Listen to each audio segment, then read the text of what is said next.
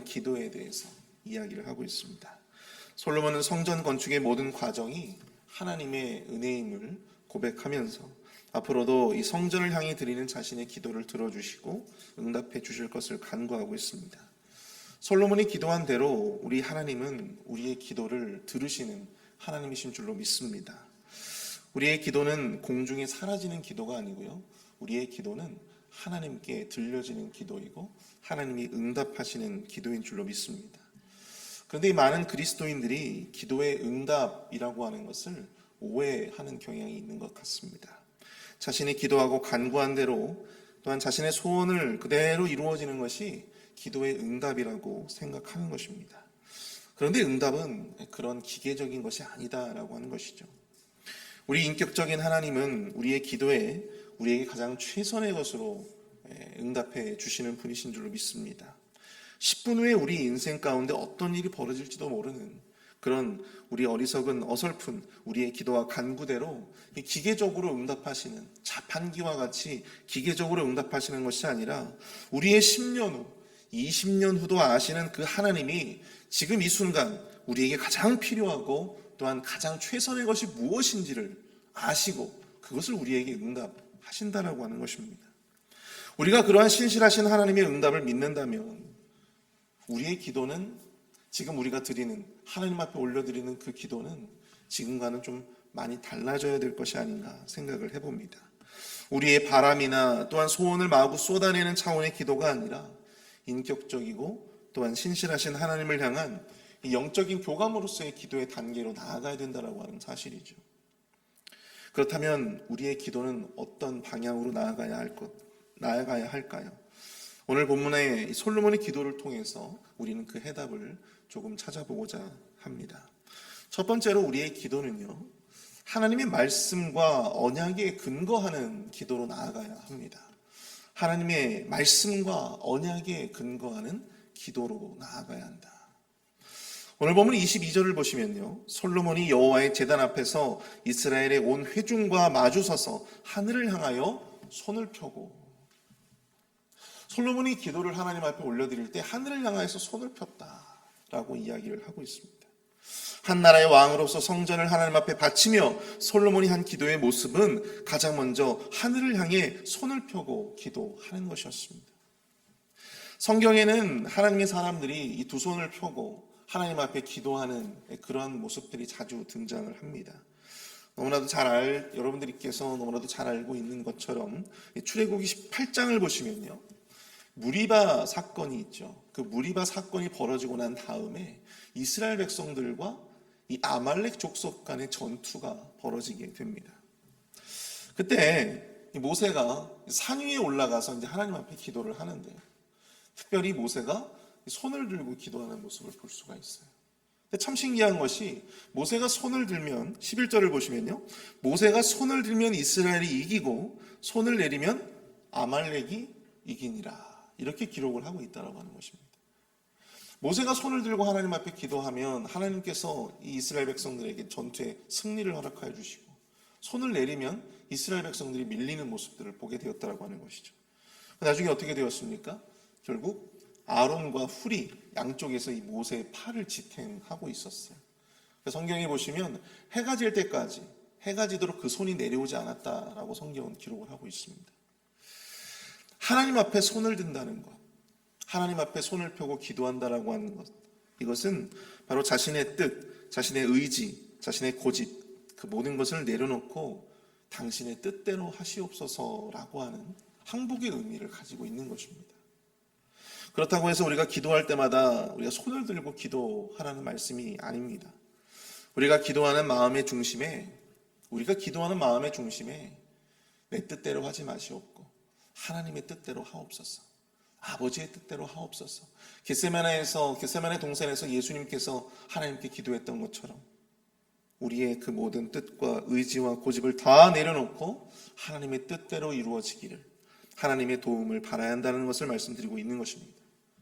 이렇게 우리가 전적으로 하나님을 의뢰하고 또한 의지하는 기도로 나아갈 수 있는 것, 우리의 뜻을 내려놓고 우리가 전적으로 하나님의 뜻대로, 하나님께서 이루고자 하시는 대로 하시도록 우리가 그렇게 기도할 수 있는 근거가 과연 무엇일까요?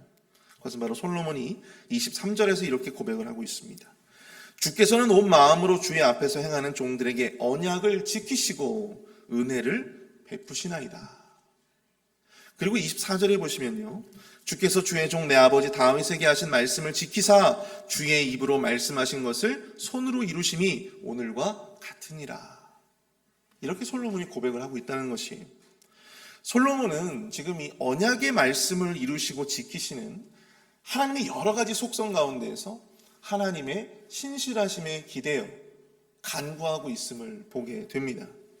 이런 모습은 우리가 마땅히 지향해야 할, 우리가 어느 중심에, 하나님의 어느 중심에 우리가 기도를 해야 되느냐. 기도는 우리의 소원이나 바람이 이루어지길 반복적으로 아뢰는 주문이 아닙니다. 우리의 기도는요, 오직 하나님의 말씀에 근거해야 되는 줄로 믿습니다. 하나님의 언약이 그 말씀에 근거해야 되는 거예요. 왜 그러냐면 하나님은 신실하신 하나님이시기 때문입니다. 여러분, 신실하다라고 하는 것이 무슨 의미입니까? 우리 하나님이 신실하신 하나님이다라고 이야기하시는데요, 그 신실하신 하나님의 의미가 무엇입니까? 자신의 말씀대로 성취하시고 그 말씀을 그 어떠한 환경 가운데서도, 그 어떠한 상황 가운데서도 그 말씀, 자신이 뱉은 그 말씀을 지키시는, 책임지시는 그 하나님이라는 의미를 우리가 가지고 있는 신실하신 하나님이다, 그렇게 말씀을 드리는 것 아니겠습니까? 여러분, 우리 하나님은 자신이 뱉은 말씀을 자신이 주시는 그 말씀대로 이루시는 하나님이시기 때문에 우리가 기도할 때 다른 어떤 우리의 소원이나 우리의 욕망이나 어떤 우리의 바램보다도 하나님의 언약의 말씀에 기대어 그 말씀에 근거해서 우리가 기도해야 된다라고 하는 사실을 바로 우리가 이 말씀을 통해서 깨닫게 된다라고 하는 사실입니다. 사랑하는 성도 여러분, 유명한 복음 전도자였던 D.L. 무디가 이런 말을 했습니다. 내 필요에 의하여 하나님을 내 편으로 만드는 것이 아니라 하나님의 뜻에 나를 굴복시키고 내 뜻을 그분의 뜻에 맞추는 일이 기도이다. 그래서 여러분들, 우리의 기도는요, 단회적인 기도로 우리가 끝낼 수가 없어요. 한 번 기도해보고 그냥 끝. 한 번 기도해보고 아이 안 되네, 끝. 그렇게 나아갈 수 없다라고 하는 것입니다.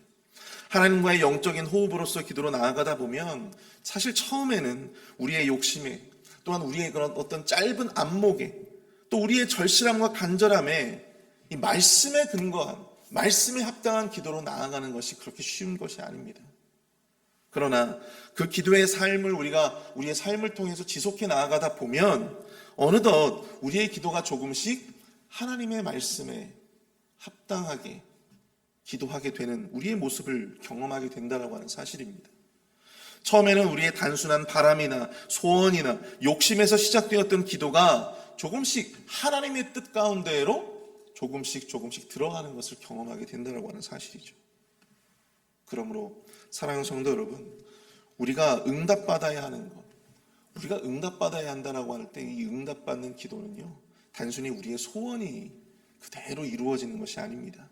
바로 우리 기도에 대한 하나님의 뜻을 응답받아야 된다는 사실이죠.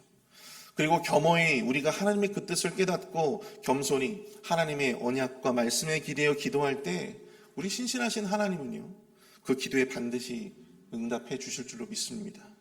우리의 좁은 시각에 가려져 있었던, 우리의 좁은 시각에, 우리의 그 간절함에 가려져 있었던, 우리가 진정 그때는 깨닫지 못했던 이 선한 길로, 선한 방식으로 우리의 기도에 반드시 응답해 주실 줄 믿습니다.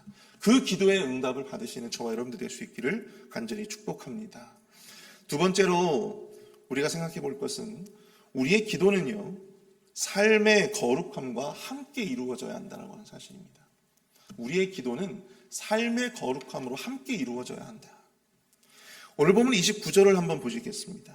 29절을 보시면 주께서 전에 말씀하시기를 내 이름이 거기 있으리라 하신 곳 이 성전을 향하여 주의 눈이 주야로 보시오며 주의 종이 이곳을 향하여 비는 기도를 들으시옵소서, 이렇게 간구하고 있습니다.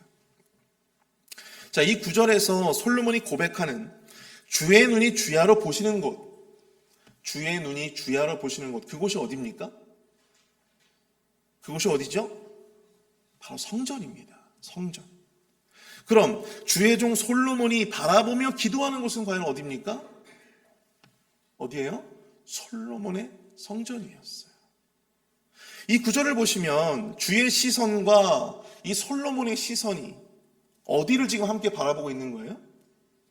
성전을 바라보고 있습니다. 솔로몬의 이 표현을 통해서 우리는 기도하는 우리가 바라보고 지향해야 할 곳이 과연 어디냐?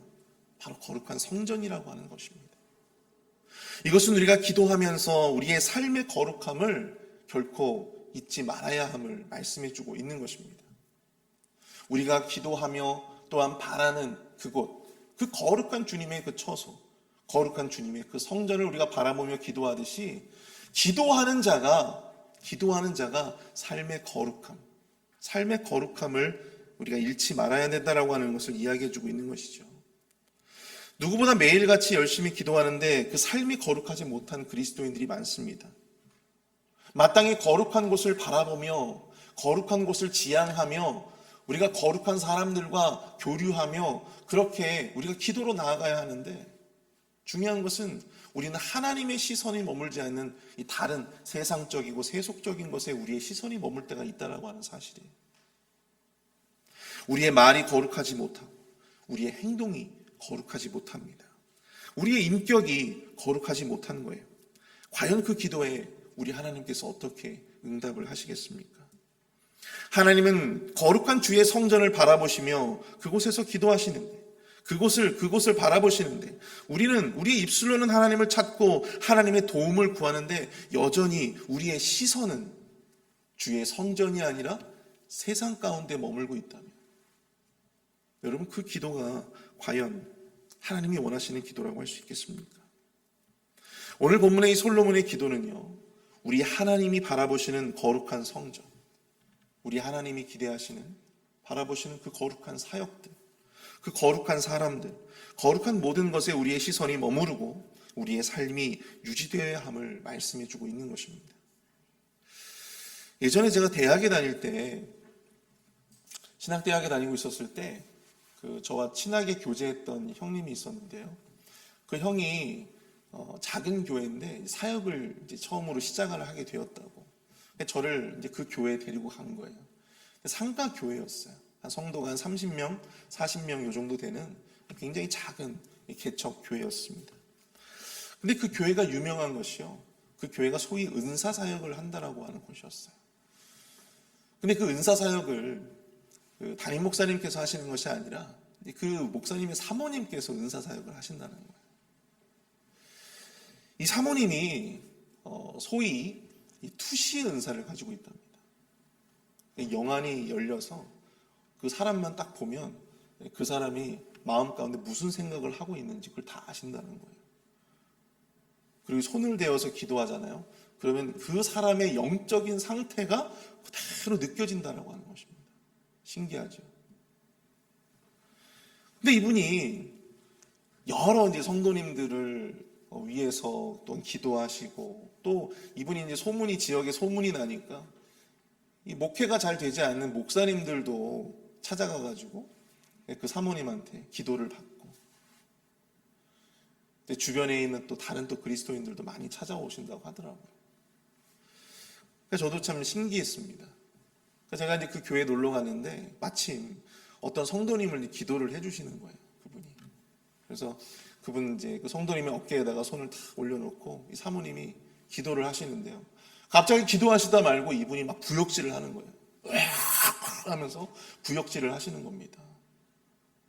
근데 왜 그러신가 하고 보니까 기도를 하는데 이 성도님의 이 마음의 심령이 너무나도 더럽고 구역질이 나가지고 못 견디겠다는 거예요. 그래서 그 성도님 기도해 주시는데 사모님이 막 구역질을 하면서 기도를 하는 거예요. 어찌나 민망하던지. 만약에 여러분들이 그렇게 기도를 받고 있다고 하면 상상을 해보십시오. 기분이 좋으시겠습니까? 또한 이분이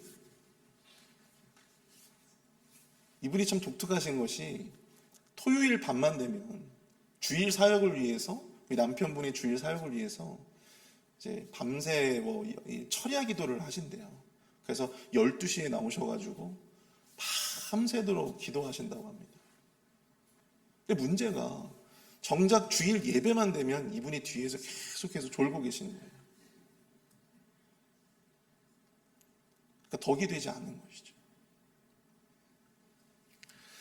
그러니까 저는 그 모습을 보면서 아무리 저렇게 기도 많이 하시고 영적인 능력이 충만하신데 여러분 그 삶이 덕이 되지 않고 그 삶이 거룩하지 않으니까 여러분 그 기도가 그렇게 대단하게 느껴지지 않더라고요. 저 과연 그 기도가 저분이 가지고 있는 저 능력이 과연 하나님으로부터 오는 것일까? 그런 생각이 들더라고요. 예수님은 마태복음 6장 7절에서 이렇게 말씀하셨어요. 또 기도할 때 이방인과 같이 중언부언하지 말라. 그들은 말을 많이 하여야 들으실 줄을 생각하느니라. 여러분 여기서 중언부언이란 말이 무엇입니까? 공허한, 쓸데없는 그러한 의미를 가지고 있습니다. 하나님이 보시기에 무가치한 말을 반복해서 이야기하는 거예요. 하나님은 우리의 기도에 있어서 얼마나 우리가 오래 기도하는지, 우리가 얼마나 많은 기도를 하는지를 하나님께서 보시는 것이 아닙니다. 시편 51편 6절 말씀에 우리의 중심의 진실함, 우리 마음의 중심의 거룩함, 그것을 원하신다라고 하는 것을 우리가 깨닫게 된다라고 하는 것이죠. 하나님은 우리 마음의 중심에, 우리 마음 중심의 진실함을 가지고 하나님 앞에 기도로 나아가는 그러한 사람들의 그 기도를 들으신다라고 하는 것입니다. 여러분, 우리가 아무리 기도를 많이 하고 영역이 있어도 우리가 머무는 시선이 하나님이 바라보시는 그 시선과 어긋나 있다면 여러분 우리의 기도는 아무런 의미가 없다라고 하는 사실을 여러분도 우리는 기억해야 될 줄로 믿습니다.